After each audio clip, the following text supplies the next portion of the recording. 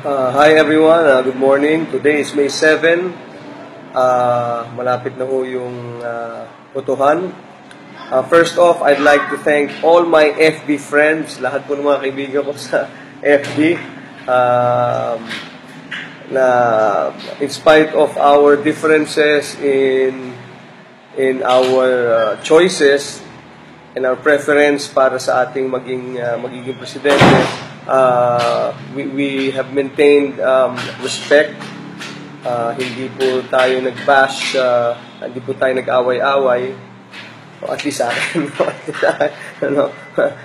may kasi mga nag-aaway doon, but I have a lot of friends and yung mga FB friends ko nga na who ask why, who question my choices, but they were very polite and respectful of my preference, no? of Rodrigo Duterte.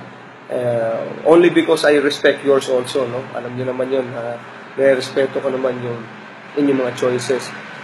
That's why it's a democracy in motion. What has happened in Facebook, at least with my friends, no? So maraming salamat sa lahat ng mga Facebook friends ko. You know, now malapit na nga yung botohan, and now I can tell you, I will state the reasons why, or the very reason why I'm voting for Rodrigo Duterte. I've always said this time and again na siguro about 2 or 3 presidential elections or 3 presidents ago hindi natin siya kailangan. Pero now kailangan natin the likes of Digong, no? Si Tatay Digong Duterte, kasi medyo masyadong malalim na ang hukay ng Pilipinas, no? So kailangan umangat na talaga tayo genuinely, hindi yung on paper, hindi yung on media, but everybody needs to feel the growth and the progress of the Philippines. And most importantly, I've always said this, ang Pilipinas kasi noon, sad to say, aminin man natin o hindi, when we were given the democracy, we were given the freedom, we misconstrued this freedom for something else. It was freedom to, ang nangyari, freedom to steal, freedom to do bad things, freedom to just do anything that we want, no? It's freedom without responsibility. Ganun po ang nangyari sa atin. Hindi tayo ready for that freedom na nakuha natin, it's very sad, no? Pero it's a sad truth na kailangan natin tanggapin, because pag tinanggap natin, that's the start of progress and change, genuine change. Kung tinanggap natin yung pagkakamali natin and we acknowledge it, then we will start moving forward and doing right, no? And start doing right.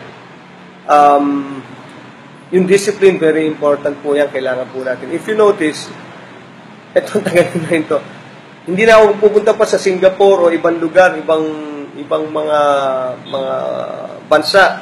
Pero yung mga OFWs natin, mga kapatid, they know this.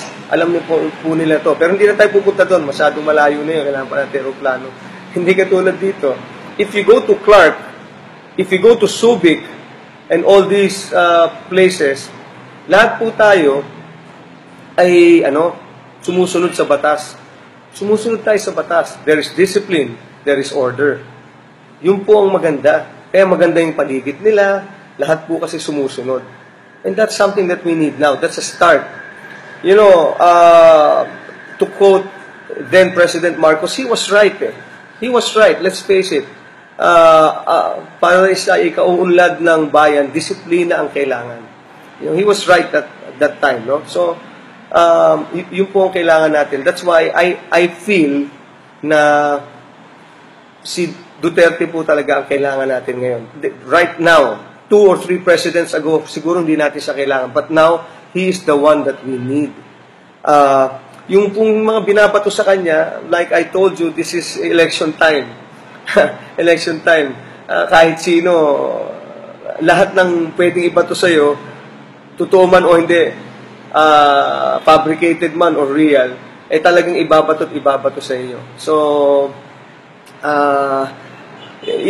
may ano nga, sabi nga, the you of no sin, you cast the first stone, no? Lahat po yan, no?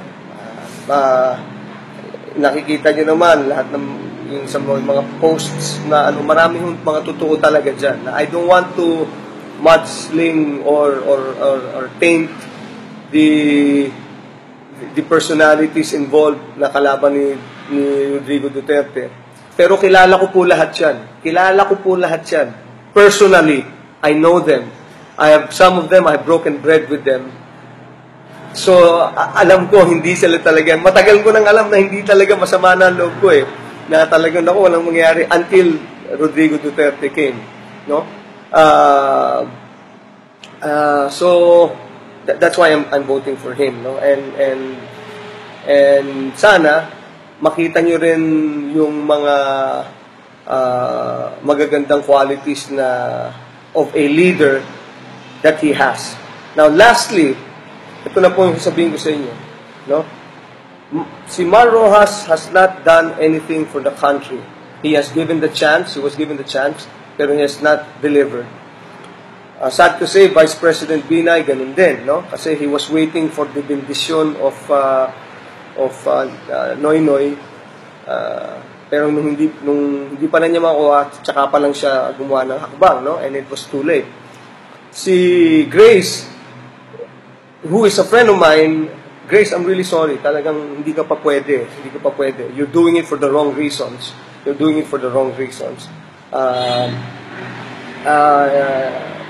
Hindi, kulang pa.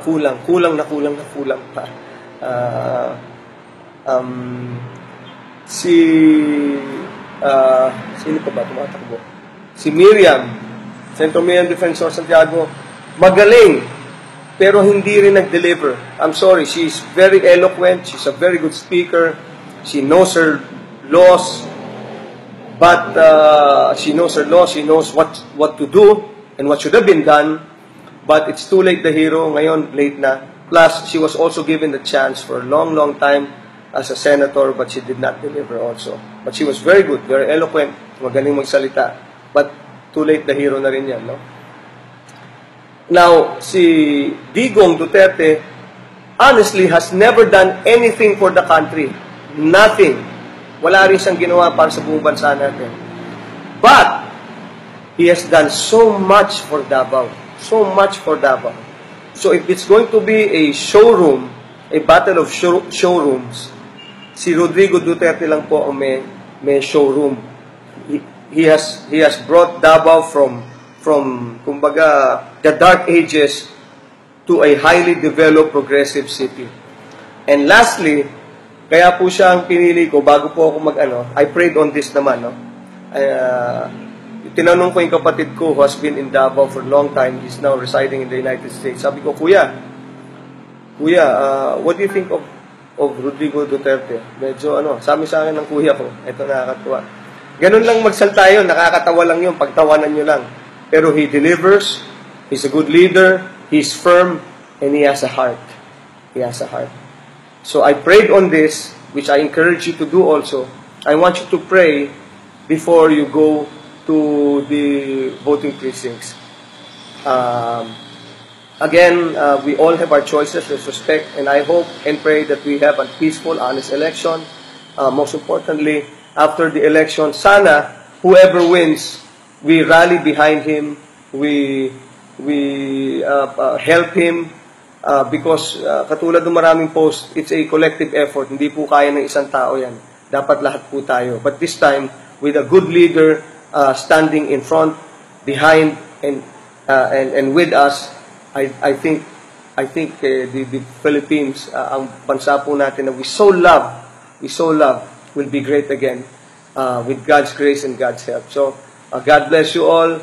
I'm very happy with technology. Thank God for Facebook, and thank God for friends like you. Mabuhay po ang Pilipinas. To God be all the praise and glory. I love you. Puro about 2 or 3 presidential elections or 3 presidents ago, hindi natin siya kailangan. Pero now kailangan natin the likes of Digong, no? Si Tatay Digong Duterte. Kasi medyo masyadong malalim na ang ating hukay ng Pilipinas. So kailangan umangat na talaga tayo genuinely. Hindi yung on paper, hindi yung on media, but everybody needs to feel the growth and the progress of the Philippines. And most importantly, I've always said this, ang Pilipinas kasi noon, sad to say, aminin man natin o hindi, when we were given the democracy, we were given the freedom, we misconstrued this freedom for something else. It was freedom to, ang nangyari, freedom to steal, freedom to do bad things, freedom to just do anything that we want, no? It's freedom without responsibility. Ganun po ang nangyari sa atin. Hindi tayo ready for that freedom na nakuha natin. It's very sad, no? Pero it's a sad truth. Na kailangan natin tanggapin because pag tinanggap natin, that's the start of progress and change, genuine change. Kung tinanggap natin yung pagkakamali natin and we acknowledge it, then we will start moving forward and doing right. May sabi nga, the you of no sin, you cast the first stone, no?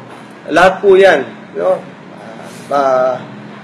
Nakikita niyo naman lahat ng yung sa mga posts na maraming mga totoo talaga diyan. I don't want to mudsling or taint the personalities involved na kalaban ni Rodrigo Duterte. Pero kilala ko po lahat 'yan. Personally, I know them. Some of them I have broken bread with them. So, alam ko, hindi sila talaga, matagal ko nang alam na hindi talaga masama na ang loob ko na talagang walang mangyari until Rodrigo Duterte came, no?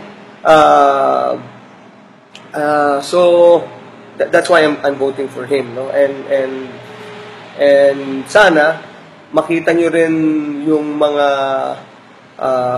magagandang qualities of a leader that he has. Now, lastly, ito na po yung sasabihin ko sa inyo, no? Si Mar Roxas has not done anything for the country. He was given the chance, pero he has not delivered. Sad to say, Vice President Binay, ganun din, no? Kasi he was waiting for the bendition of Noynoy, pero nung hindi pa na niya makuha, tsaka pa lang siya gumawa ng hakbang, no? And it was too late. Si Grace, who is a friend of mine, Grace, I'm really sorry. Talagang hindi ka pa pwede. Hi everyone, good morning. Today is May 7. Malapit na ho yung botohan. First off, I'd like to thank all my FB friends, lahat po ng mga kaibigan ko sa FB.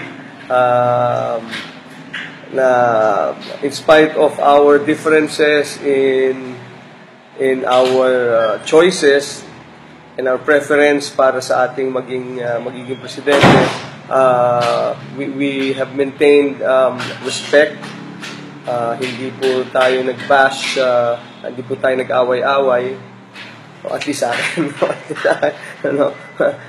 May kasi mga nag-aaway doon, but I have a lot of friends and yung mga FB friends ko nga na who ask why, who question my choices, but they were very polite and respectful of my preference, no? of Rodrigo Duterte.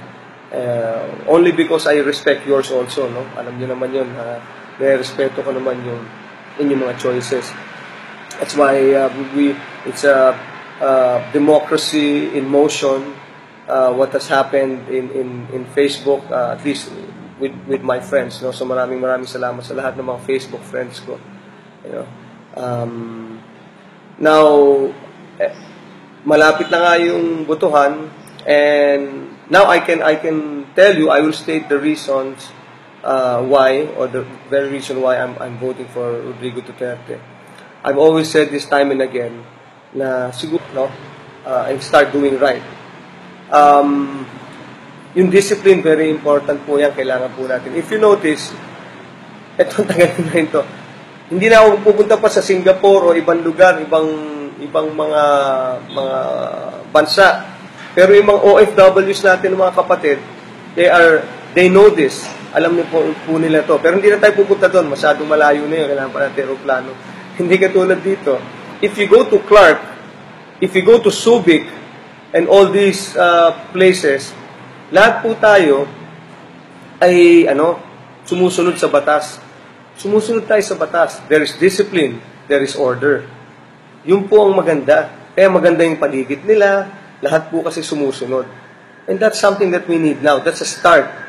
You know, to quote then President Marcos, he was right eh. He was right, let's face it. Para sa ikauunlad ng bayan, disiplina ang kailangan. You know, he was right at that time, no? So, yun po ang kailangan natin. That's why I feel na si Duterte po talaga ang kailangan natin ngayon. Right now, 2 or 3 presidents ago, siguro hindi natin siya kailangan. But now, he is the one that we need. Yung pong mga binabato sa kanya, like I told you, this is election time. Election time. Kahit sino, lahat ng pwedeng ibato sa'yo, totoo man o hindi, fabricated man or real, talagang ibabato sa iyo. So, pwede. You're doing it for the wrong reasons. You're doing it for the wrong reasons. Hindi, kulang pa. Kulang na pa.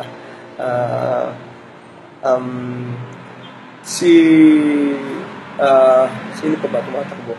Si Miriam, Centro Miriam Defensor Santiago, magaling, pero hindi rin nag-deliver. I'm sorry, she's very eloquent, she's a very good speaker, she knows her laws, but she knows what to do and what should have been done, but it's too late, the hero, ngayon late na. Plus, she was also given the chance for a long time as a senator, but she did not deliver also. But she was very good, very eloquent, magaling magsalita, but too late, the hero na rin yan, no?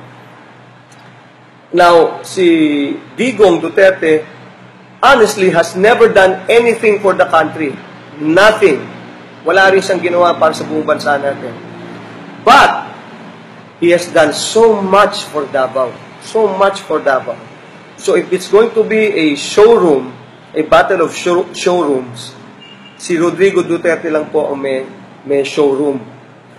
He has brought Davao from kumbaga, the dark ages to a highly developed, progressive city. And lastly, kaya po siya ang pinili ko bago po ako I prayed on this naman, no? Tinanong ko yung kapatid ko who has been in Davao for a long time, he's now residing in the United States. Sabi ko, Kuya,